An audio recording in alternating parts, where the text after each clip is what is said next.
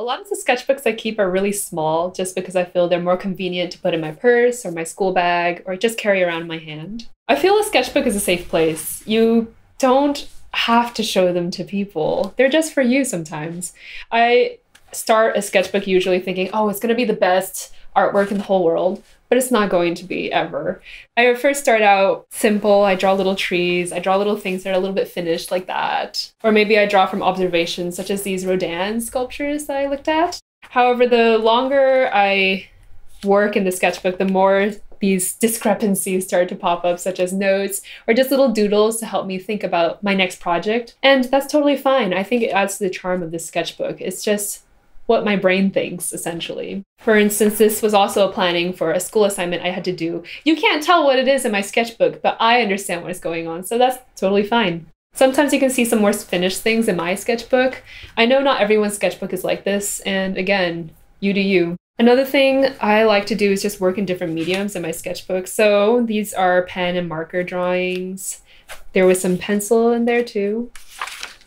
Pencil and colored pencil. Sometimes I draw people, sometimes I draw places.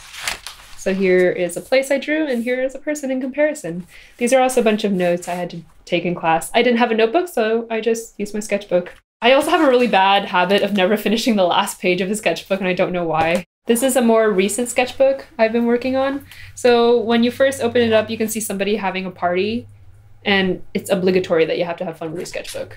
Some notes in class. This was a very, very boring class, and I ended up drawing the classroom. It was a very fun class to be in just because the teacher always talked and never gave us a chance to talk. And if we did listen, that would have been helpful, but it didn't make or break the class. You could do whatever you wanted in that class, so I just drew the classroom. Sometimes things will come in the moment, such as this parking lot. You might not think a parking lot is the best place to draw, but after I did the line drawing for the parking lot, I went back to my home and I just colored it in, and look what turned out.